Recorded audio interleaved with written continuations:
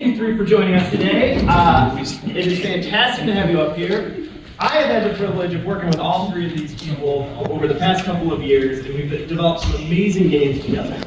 And one of the things I noticed when I was talking to all of them is their origin point of a new idea tends to come from very unique and interesting and personal spaces. And that was something I wanted to spend today talking about with each one of them. Just where these ideas come from, what are things that they can take through into the next game they play, and what makes this whole experience enjoyable for them as they creatively explore what they're going to do next in the future. Sound good? All right, so I'm going to start with maybe a softball question. I don't know, let's get us talking. What is an experience or something in life that truly informed one of your game designs? Is there a moment in life where you were like, I can turn that into a game, or I can turn that into something interesting that people would want to experience? You know, the part of the mountain, one of the sunken levels, so you have to go in and try to defeat her. So, it really just me drawing upon, all the things that are in my adventures that I dungeon master my players. It was all just a bunch of Easter eggs that hopefully will be really fun for other people to play, and people who are Zargon can do the voices, and kind of look around a little bit, stay tuned, because I'll start, I'll keep kind of feeding what those little Easter eggs are so that you know what they are and know how to play. Amazing. Elizabeth, Eric? Oh, I'm going to steal Elizabeth's thunder real quick. Steele and I'm not 8 now, but my parents used to vacation in Florida, stealing your thunder. We used to go every summer. We would spend it in Tarpon Springs and on the Gulf of Mexico coast. And I fell in love with marine life, ocean life, particularly manatees, which is like one of my favorite animals in the world. I hope you all love manatees. If you don't, you can get out. But so this was in the 80s, right? Before back when we were allowed to play with any animal, we could mess with the environment. We could play with any animals we want. Before terrible people started doing terrible things to animals. At one point there was a canal system out just by Panama City on the north end of the Gulf of Mexico coast, where I played. I used to go swimming in it all the time. I would see big barracudas and groupers, and at one point I was swimming around and I got nudged by what I thought was a boat. It was actually a manatee. It was a full-grown manatee, about 7 feet long, giant pillover creature. I just fell in love with it. We became friends with it. I even gave it a name. I'm not going to tell you the name. But You're going to tell us the name now. Yeah. I mean, with all that said up before, I call him Harvey. But Harvey was a girl. We learned that later. But we literally swim together, and manatees are really curious, gentle creatures. And they'd give me a little flipper shake and come give me a little nose boop. And the best part was I would come day after day, and we would actually swim together. Harvey would come back and meet me again. We would come and swim together. And I was a kid, so I tried feeding fish, and I didn't realize that they were herbivores. Anyway, so I was so charmed by this encounter with manatees that I was inspired 40 years later when I had the publishing clout to make a game called I Heart Manatees, which is a game about how much I love manatees. And the goal of that game is to make you fall in love with manatees. That's the most direct one I got. Yeah. I'm not sure how that stole my thunder. Well, yeah, you grew up in Florida, so you can't tell a Florida story. Yeah, I mean, I grew up in Florida, going to Santa Island with my family, so that's why I'm a birder, I'm a mushroomer. I feel like my games are obvious. Are you just going through a hit list of your favorite things to do? Yeah, I'm going to run out at some point. Well, let me ask you, do you ever draw inspiration from pop culture, meaning books, movies, music? Do you ever find yourself experiencing something in the world and being like, I suddenly have this fresh new idea? Yup. You want more? Sure. So I'm a lifelong metalhead. I've been listening to metal since I was little. Iron Maiden, Judas Priest, Black Sabbath changed my life, and I've been into them forever. That's right. Yeah. Pop the irons, right? So often when I'm designing games, when I'm working on something, I'll have some kind of soundtrack on, especially if I'm procrastinating. And I don't usually care that much about what I'm listening to, but sometimes if I'm procrastinating really hard, I'm like, all right, now I really care about what I'm listening to. I'll build myself a playlist. And I actually built myself a procrastination playlist. And at one point, I realized that like most of it was like 90s death metal. And I was kind of wondering, like, why are my games so aggro this year? And at one point, so when I was working on probably the game I'm known best for is Blood Rage. It was actually when I was working on a card game, something completely unrelated. I was listening mostly to a Swedish death metal band called Amon Amarth, which are these the Viking band of like best head twirling that you'll ever see, big red manes, and it's really great.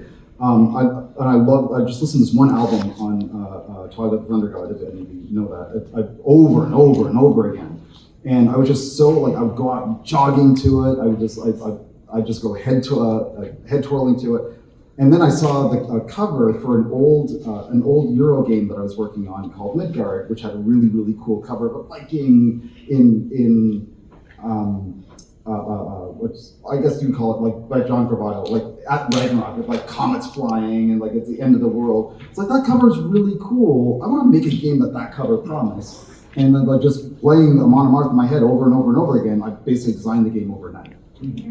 I mean, the easy 80%. 2 years later, the real game came out.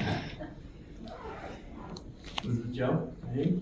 You want to talk about the Grateful Dead? We're going to talk about our musical history. Yeah, what would a Grateful Dead game look like? Oh, there is one here. There's a Jerry Garcia game here. No way. Yeah. Heavy strategy? Heavy yeah, I'm Euro guessing strategy? Yeah, no, I mean, pop culture, not so much for my games unless you call it like the Radio Lab podcast. That counts. Yeah, okay. Because I'm pretty sure, I came across the story for the Fox experiment in multiple places, but that was definitely one of them. They have a whole episode about this experiment in Russia where in the 1950s they started breeding foxes into domesticated dogs. And the idea struck me of like, how would you do a game where you're passing traits down through generations? And that was sort of the genesis for that, for the Fox experiment. Could you? Well, I mean, I already mentioned Dragonlance. I mean, yeah, I you know, have a big fantasy comic book background. I think, you know, growing up, I was greatly affected by the way that parents in the church ganged up on anything involving magic and called it satanic.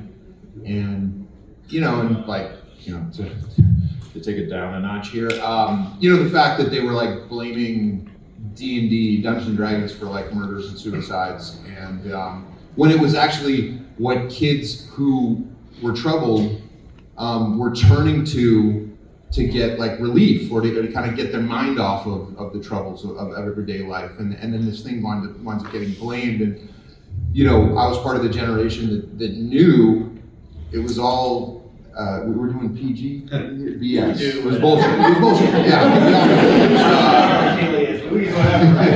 Sure, she said sure. Yeah. Okay. So, you know, we all knew what was wrong, and we all knew what was happening. So what it did was it created this very like our generation's like subversive. Like we knew that like what they were saying was wrong. We all knew it. So then it was like it kind of galvanized us as kids, like in this kind of like underground gaming society. And you know, really bonded us. And that, mind you, like that generation is now the 40 to 60 year olds that are running all of entertainment. So you know, I'm having a good time watching, you know, some of those people, you know, rise and do great things and make big movies and big TV shows and whatnot, and come over to my house and play D&D in my game room. But you know, D&D, you know, because of the kid that went missing at Michigan State in 1979, it was kind of like handcuffed to heavy metal at the time. And so heavy metal and D&D kind of became these strange cellmates, and were persecuted by the church and parents. And so, you know, I like that aesthetic. I like Frank Frazetta. I like all the album cover art. I like the scary, magical, mystical, like I like books on shelves that look like they contain actual magical spells and runes. I like feeling like maybe this is gonna work. You know, if I draw the circle on the ground, maybe something's going to come out of it. That would be awesome. And so I try to create that feeling, you know, in my players. I want to create that feeling of immersion, and like we're doing something maybe we shouldn't be doing, or something that might work. And so, you know, with this, I mean, we redesigned the cards actually, you know, to be more metal. Like the character sheets are now like kind of like metal looking character sheets, and the dice are black, and you know, so we kind of like zhuzhed it up a little. I mean, I figured, you know, if I'm doing my expansion, let's just go all the way in graphic design wise, and so it's leans into that aesthetic that I really like, that you know, frankly scared parents when I was a kid. That's awesome. You've mentioned different friend groups and scaring parents. When you start designing, do you ever think of a specific audience in mind that you're trying to work towards, or is that completely separate? Is that something that comes later after you've achieved, you know, bringing the idea or the initial genesis to life? The only audience I want to make happy is me. And I'm pretty confident if I make myself happy, like as like crazy as I am, I know other people will be happy, you know. And honestly, like I think, and this kind of goes into life as an artist and a performer, but it's like I think deep down inside, every artist or every creator wants to feel understood. And you feel understood when you know that people line up, or your expansion set sells out, like, and we're not even halfway through the day, you know, that there's other people out there that get it and want it and like it, and it's like, great, you're my people, awesome, let's go. So yeah, I mean, me, and I have a younger brother. I'm like an older brother DM, Dungeon Master. So making my brother laugh and making something that he would find cool is kind of my barometer, if I have one outside of me. That all resonates, but I also often do have someone else specifically in mind. So like the idea for Sandoval actually came from my dad. And so like I wanted to design a game that he could play, which meant like not too complex, because I never sucked him into the world of strategy games. And like for Wingspan, I very much had in my head from pretty early on that I wanted it to be heavy enough that it would be interesting to gamers, but light enough that birders that hadn't discovered strategy games yet could still play it. And that was a real push and pull in the development process when I was working with Jamie. So Side had just come out, like they were developing Wingspan, and so his like core fan base was like Side players. So he kept pulling Wingspan heavier, and I could go, but these people over here, like, I kept pulling it back. And I think that push and pull was kind of how it ended up in such a sweet spot that it has such a broad appeal. And that was very specifically because we both had audiences in mind that were trying to satisfy them both, and somehow lucked into the magic of actually pulling that off. I have made games for audiences that did not include me, but none of those are among my best. So I have to agree with the other two. Like that, I do have an audience in mind often, but that audience doesn't include me. And I like to think about, because I make a lot of games, and I do like to project a part of myself in every game. So like I Heart Man is my conservation lover kid. Blood Rage is my metalhead side. For Life in Runeterra, which we did for Hasbro, I actually made this game for my nieces and my nephews who've never, of course it had to be a game for me, but like I wanted a game that for my family who'd never played any of my big box games, right? They're not gonna play Blood Rage or Rising Sun or Chaos in the Old World as much as my fans love them. Like they don't want to play, and I wanted to. I got a little tired of my family like, what do you do for a living? Like, what do you hate? Like I make games about like heavy metal Vikings like killing each other at the end of the world. So I wanted to make a game about that. Even though it didn't start with this theme, but ultimately was about building a sustainable little ecosystem in a fun, dynamic, and interactive way. What I was inspired by the most was like my niece and nephews they're video game players, right? They grew up on Among Us or Animal Crossing or Roblox or Minecraft. So I used a lot of that. like I spent a lot of time with them, and I would play games with them, their own, and watch media with them. A lot of anime. Oh my god, a lot of anime. This will show you how much of a boomer I am. I tried my best. It's like, that's a lot of bright flashing lights. I don't know if I can handle this. But the story, it's I'm gonna get you into One Piece.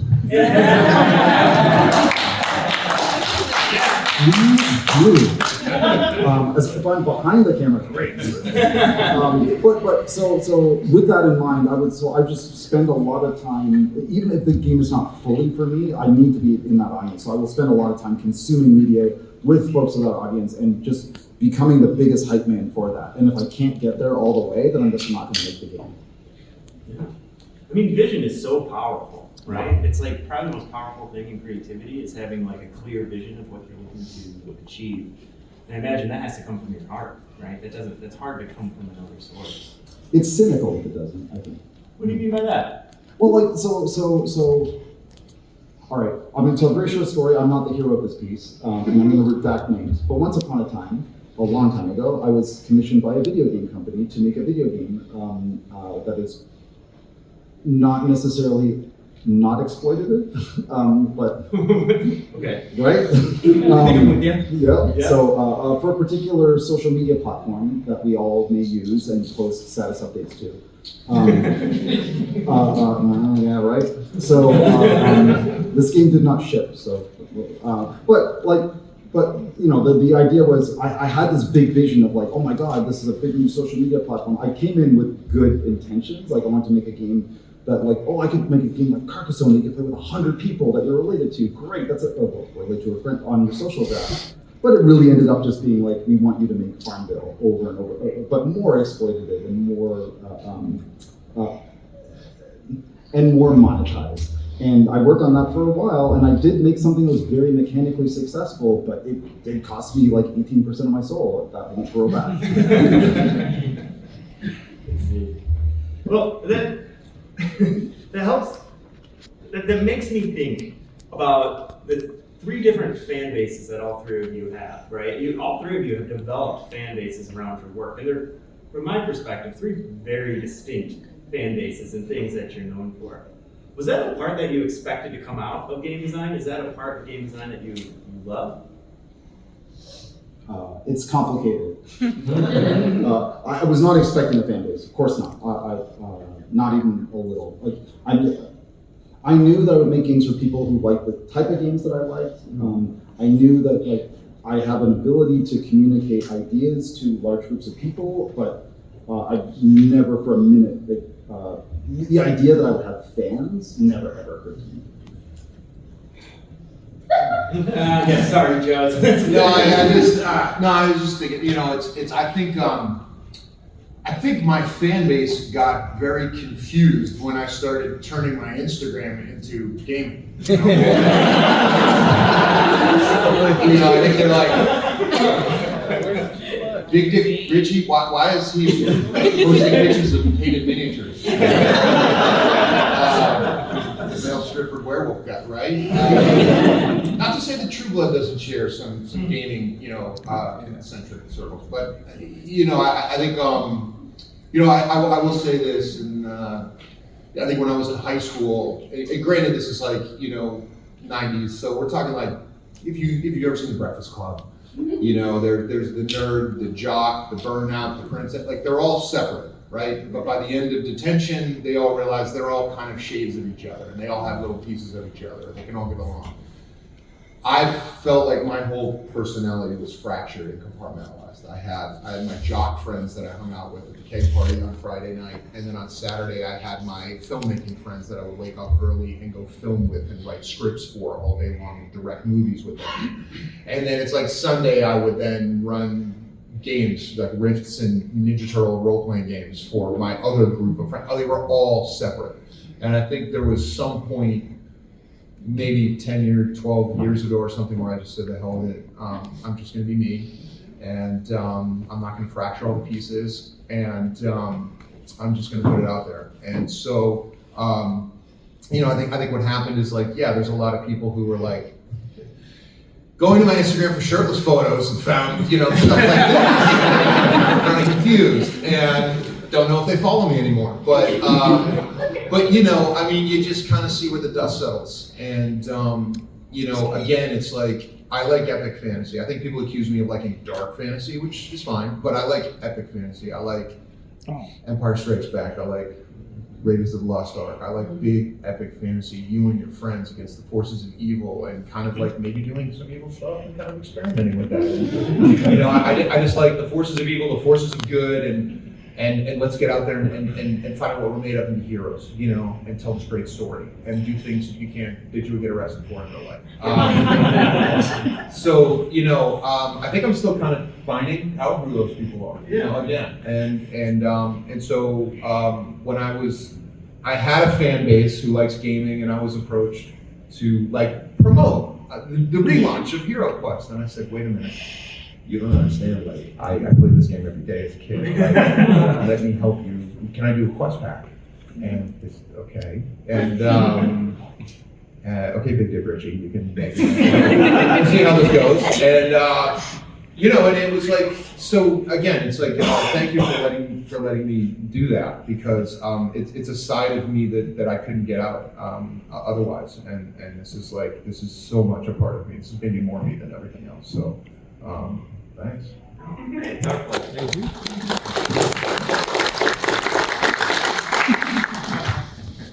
Was there a moment that inspired you to get into game design? And this is for all three of you, but was there a time where you were like, you know what, this game design thing, this is for me? So for me, it was kind of like, why are all the games about D&D?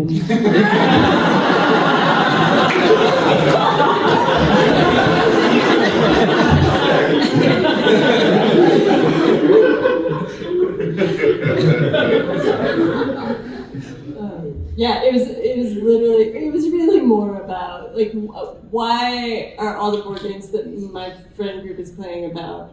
It was more like castles. Why?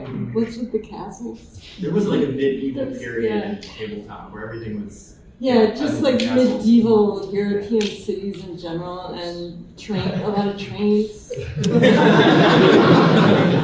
I enjoy riding the train. But like how I spent my time is being outside, and like there were very few games set in like the real world about nature. And like one of the things I always say is like there's a lot of magic just in the natural world. And it captivates people if you present it well. And so like once I started thinking about like why isn't that, and what would it look like for there to be a game about something that I'm into? That was really like that was my start. Roll up your sleeves I and couldn't make it let yourself. it go. Yeah. You and me are going to make a game called Touch Grass.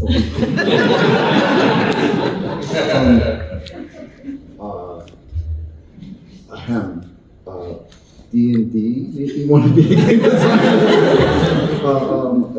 So back in 1989, I was presented with a second edition player's handbook from D&D. For those, well, this is GenCon, so this is not inside baseball. I picked up this big box set of a thing called Spelljammer, which was my introduction to D&D. That's right. It changed my life, like overnight, instantly. The friends that I played with, my very first session of D&D, I have those friends to this day. My goddaughter is my best friend's, the one who brought me into D&D. It's like, it was so transformative and so empowering. Like, I literally did you all remember this, right? I played Stratego, I played card games, I played board games, but one day my friend Jeff invited me to his place and said, all right, we're gonna sit at a table, you're gonna make a character, you're gonna name yourself, I'm not gonna tell you about my character, don't worry. But he was like, all right, you guys are all at a bar, right?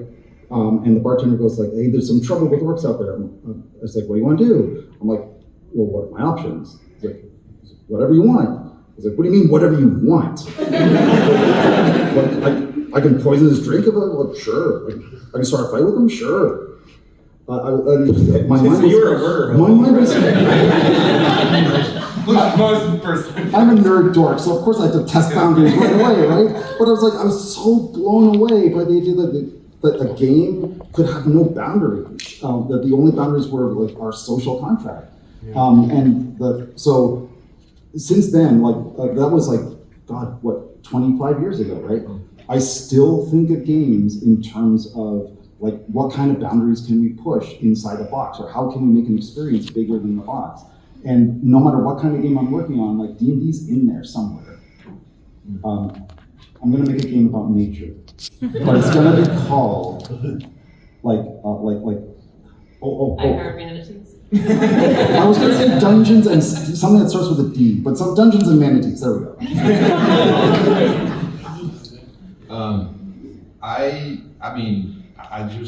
It just hit me that I'm kind of on year 39 of Game Master. Where my friend is sitting up in the front row, and every summer growing up I'd go to this island in Maine called Peaks Island, and it was just this quiet, awesome island, and there was a group of kids there who were gamers, and it was kind of ground zero for the Ninja Turtle comics, because they came from New England. And so these kids are on a ferry boat reading Ninja Turtle comics, and I'm like, wait a minute, those are the comics I keep reading about. And they're like, you said, yeah, but there's this game, and we haven't figured it out yet. And so I said, well, can I take a look? And so when we got off the ferry boat, I went to their house and looked through this book, and I had a red box, but I didn't know how to use it. So this was this is it, I'm gonna figure this out. And I think I said, can I borrow this overnight? I said, sure. So I went home and was up all night. He wasn't going anywhere, he was smiling. Yeah. So I went home and figured the book out and just figured out how to, okay, we're gonna make characters and this is how it's gonna be. Anyway, it was kind of about nature. It was about mutated animals. Abominations of nature. Teenage Mutant Ninja Turtles from Blade. From Blade, yeah, the original. Those D100, yeah. Yes, all over the place, but kind of set my imagination on fire, and kind of didn't know how to do it, but kind of just figured it out. And so that whole year we stayed pen pals while I was designing a gladiator competition. I was designing underwater animals, how to be dinosaurs, which then they put out a book, so I was starting to design what I wanted. And that's kind of what I'm hearing is you kind of just bring to it what you are. As a little kid, I was obsessed with genetics and mutant animals. So that was all my games. And then it was I was into post-apocalyptic stuff after I saw Mad Max Beyond Thunderdome. So it was Shadowrun and Rifts. And, and then I kind of got into medieval once I started reading Dragonlance. So it was just whatever my Appendix N was, I just kind of that's what goes into all my games. But I could be into a nature game. I could totally. That sounds fun. Well, I'm going to ask you guys one more question, and we're going to open it up to all of y'all for a quick Q&A. So start thinking of your questions as they're answering this one. Is there something that you're man, I really wish I could turn that into a game, but you haven't been able to crack it yet? Something that's it's been lingering in your brain, and you're oh, that would be the coolest thing ever, but it hasn't come to life. Yep. Wow. Okay, so I have to dance around some NDAs here, so hold on a second. Okay, yes. So I have one. It's free. It's free for the world. So I have a. I don't know if it's the coolest thing ever, and I'm not sure if this is a thought experiment or an art piece, but I have this. I've always had this game idea in mind that explains about natural disasters, but not the natural disaster itself, but the sociological response to natural disaster. So Hurricane Katrina comes, right? Why isn't everybody saved right away? Why aren't we just instantly spending money? Why aren't we just instantly damming all of Louisiana? Why do these things persist? Why are there issues? So when I started thinking through, oh my God, of course, everybody has a general idea of interest in mind. Of course, we want to save as many lives as possible. We want to repair as much damage as possible.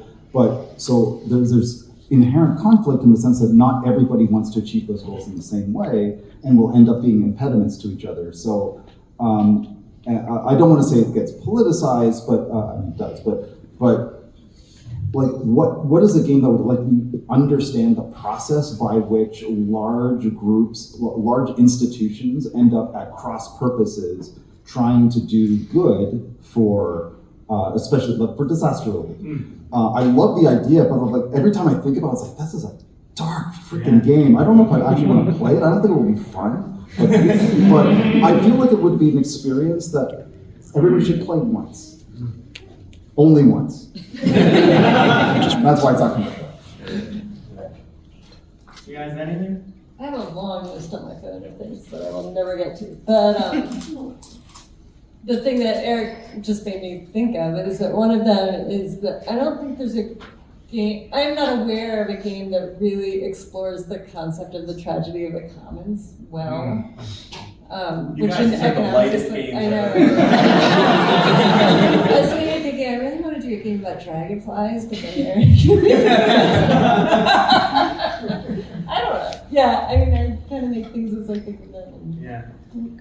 Well, I didn't mean to cut you off. No, right. So the economic concept of the tragedy of the commons, where like, if ever it's named because people used to graze their cows on the main square of town, right? And it works fine up to a point, but then if everyone's allowed to graze their cows, it gets overgrazed and it doesn't work for anyone. But the economic incentives never line up right. And how would you do that in a board game? It's actually fun. I don't know. I just forgot what I was gonna say. Thinking about the cows. Maybe like a basic numbers and colors card game. Maybe. Yeah. How do I fix that? Yeah, no, I mean, there's a couple of things that I just talked to somebody yesterday about doing something. So yeah, I think there's something. I'm on a writing assignment right now, but once I get done with it, I think I'm gonna figure out, I wanna do something in fantasy. Like I think I wanna kind of, do something. I mean, I'll just say this, I would love to roll my sleeves up and do another Dragonlance source book for D&D, involving all the legacy characters and involving updates of the adventures that were in the novels that Margaret and Tracy wrote. So I think there's a new generation that could fall in love with those characters and those adventures again. And so I'd love to be able to get in there and play around with those characters, kind of like in keeping with the series that I have planned for them. So I'd like to be able to take all that work that I did and put it into something. So if you're out there, Hasbro. I think I'm under contract. I'm still sort of under contract. So so yeah, that would be awesome. Yeah, maybe an animal game. Well, has anybody thought of a question? Go ahead and shoot your hands up. I saw yours up first.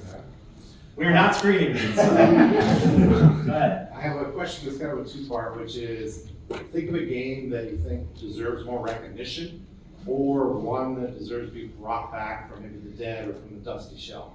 And I'd ask you not to pick one of your own. Oh my God. How do we pick just one? A game that reserves more recognition. So I'm gonna pick a game that actually has a lot of hype, but I think should have more hype.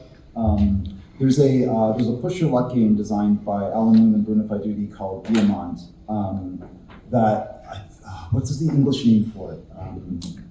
God, I only know German names for that. Ink and Gold. Yes. Ink and Gold it's called. It's a classic push. It's a classic push your luck game where there's a bunch of gems in a mine that's full of snakes and disasters, and all of you are going in together and trying to get as much stuff as you can and pull out before the cave collapses.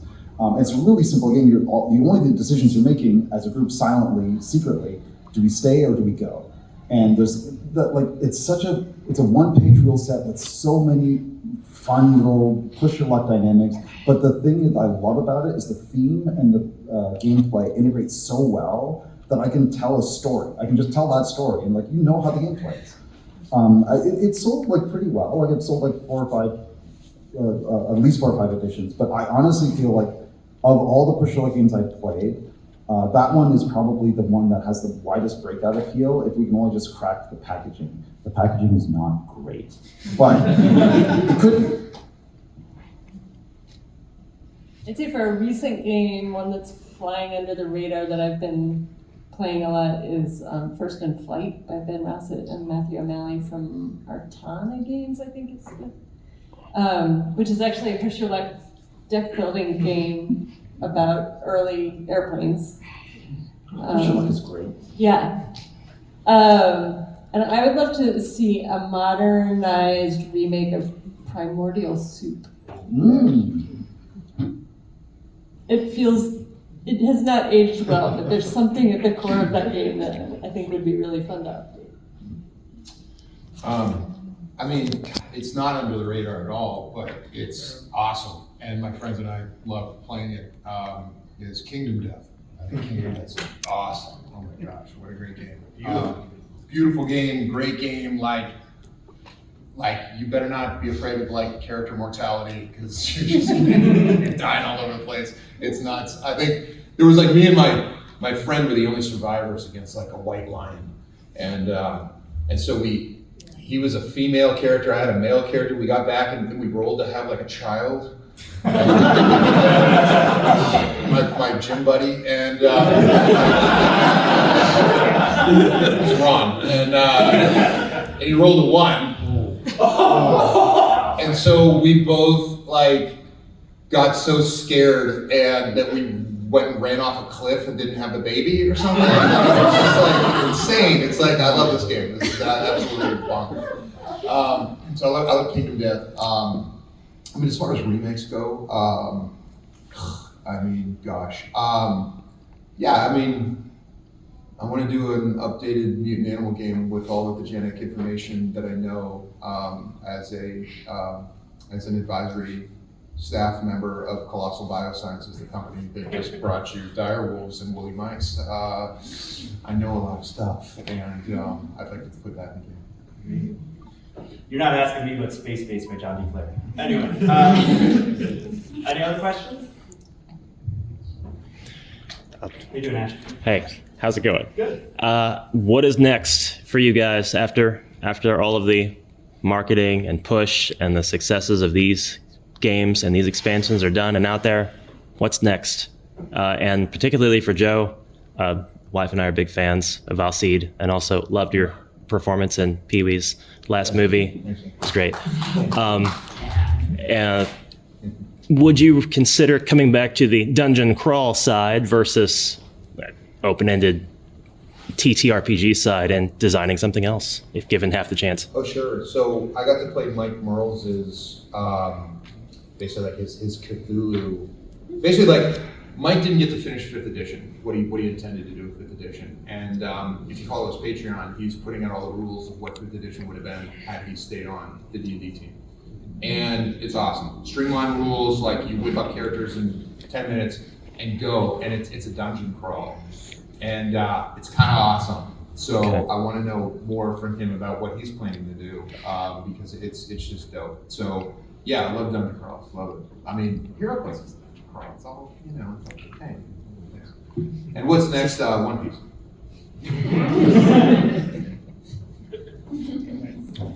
I don't think I'm allowed to talk about so I do a lot of work for a very large gaming corporation that is publicly traded and under some very, very heavy NDAs. I don't know what he's talking about. Look, can I say more games like this? More games like this. Oh, and Blood Rage, sorry.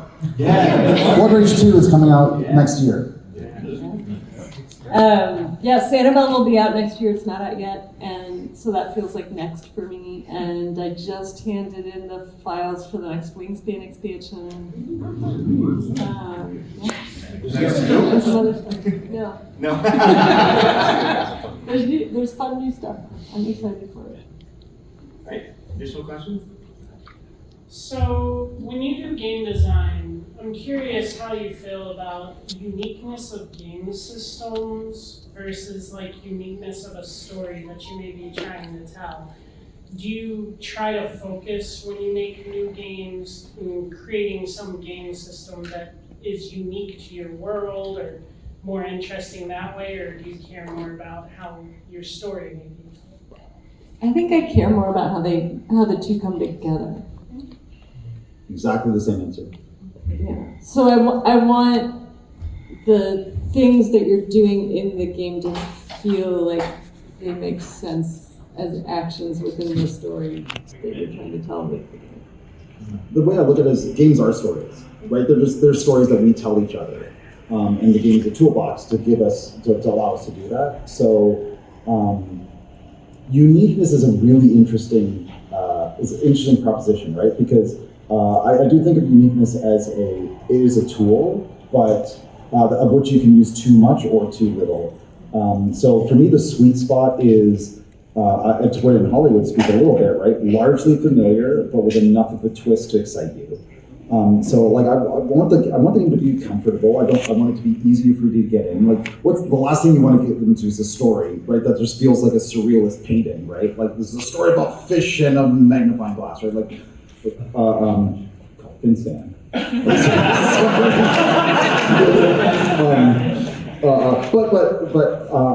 I do like enough familiarity to get you comfortable, and me personally, I like the twists that can needle you like during the game. Right? You know there's going to be a twist. I love telling you there's going to be a twist, and you're expecting a twist, but you don't know when it's going to be, and you don't know what it's going to be. And I made one game that had no twists whatsoever, and that was fun too. I guess for me, this was about adaptation. I mean, obviously, I'm working within, my favorite board game growing up as a kid. So, I'm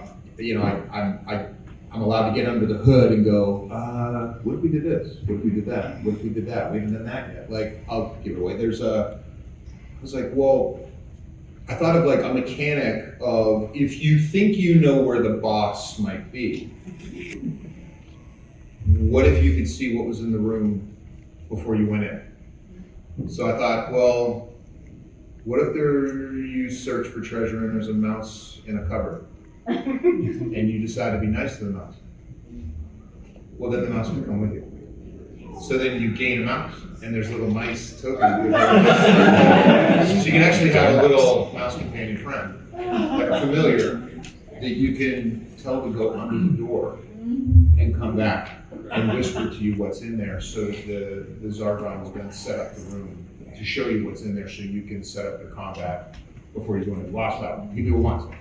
But I just thought, well, that's not in the game. Let's do that. Again, like, let's have a tavern. Let's have a dragon's lair. Let's have skulls with flaming eyes that pop up, that little skulls. They shoot, I-beams at you. Like just little, there's a pit slide at one point. So there's just these mechanics that weren't in the game so far. So I'm looking at this existing format and going, well, we haven't done everything. There's so much uncharted, ungentrified territory within. So let me start setting up, trying to come up with a lot of those fun mechanics.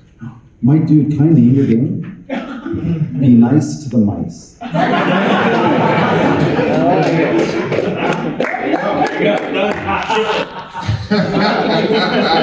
get 1%. But they live outdoors. Very nice to the mice.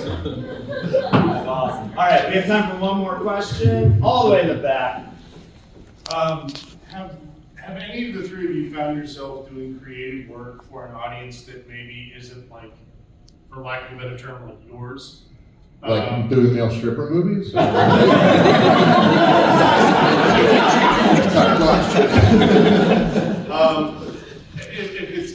If it's an audience that maybe you're not as familiar with, as you're doing the creative work, is there a balance between just going with your gut and making the story or the experience that you know you want to make, and also consulting that audience to get to know them better?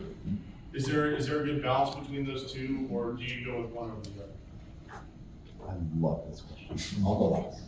I kind of hijacked it, so yeah. I think it depends. I have never been told what my audience is, so In a sense, no, right? Because I make the game that I want to make, and then we find the audience for it more. I think than the opposite. But to the sort of second part of your question, I do think it is important to play test games a lot, and ideally with the types of people that you think might ultimately want to play the game and see how they react. So I think that's probably the key, whether you're doing it with people that you think are your intended audience, or if you're told no, the intended audience is X, then you need to go find those people and work with them. Well, and I think it's like, to answer your question, I kind of answered it in a joking fashion. As an actor, you gotta pay your bills, so there's a lot of things that you're doing that aren't necessarily shows or movies you would line up to go see, but you understand the assignment. And it's fun to find those things inside of you that align with a different audience, and I've spent a lot of time, comedy, action, horror, whatever you name, whatever the genre, children's films. I was a Smurf at one point, I'm not lining up for a Smurf movie. I'm like an adult, you know what I mean? But, no offense to people who love Smurfs. Just wasn't on my list of must see, But I know what that is, and I can sit down and I can talk to a little kid about what's going on in their life. And to me, when you say D&D, you're talking about hey, can I have a Coke with Pepsi? Is that okay? Yeah, that's fine. It's the Kleenex of tissues. You say D&D, but it's tabletop. They're tabletop. And tabletop can be anything. And there's so many arguments that go on about is it shopping for pastries for 12 adventures in a row? It could be if that's what you want. Okay, or it could be blood rage or whatever, it's whatever you want. And if I set up a Dungeons and Dragons group at Pittsburgh Children's Hospital where I serve on board. And I thought, I'm coming in here with these kids and they have near terminal illnesses and they're coming in and spending time while they're getting their infusions. And I just thought, okay, we're gonna have a nice little adventure here for these kids. And no, they were I'm climbing the tree, I'm hacking his head off. They were more bloodthirsty. I thought it was you're gonna pat and befriend the wolf. No, I want to he's gonna be my friend. I'm gonna have him bite somebody's head off. They were crazy, So it's I was ready to go soft and have a nice little adventure about apple picking or something, And it was Murder City. So quickly you gotta adjust to your crowd what they want, And so that's kind of the beauty of being a DM, I think, for me, as long as I have, is every group is different. And I like running the same adventure for different groups because I like seeing how they handle it and seeing what they do because they get to tell the story. And it's a collaborative process. So I think there's no better way to understand other people than dungeon mastering. And I've always said to people if you want friends, learn how to dungeon master. Popular person But everybody wants something different. All your players want different things. This guy's a treasure hunter. That guy's a murder hobo. This guy wants he wants to speak to the gods, mythology. Okay, well I have to come up with all that stuff to feed all of their own hearts and souls. And I wind up. Nobody plays more than a dungeon master. Well, thank you three so much. We are going to transition into a signing in just a moment, but before we do, I got to do a quick plug for something we just announced this morning. I don't know if any of y'all are reading Fourth Wing or anything from that series, but just today we announced Priorities Fourth Wing, which is a new party game. For anybody who loves Fourth Wing, you can go in there, you can rate and rank all the different characters and elements from the books and have a good time discussing all of those various elements with your book group or any other friends that you have. Anybody out here reading Fourth Wing, reading any of the series? Nobody? Rob in the back, yeah? Well, I'll just tell you, it's like D&D if D&D was even sexier.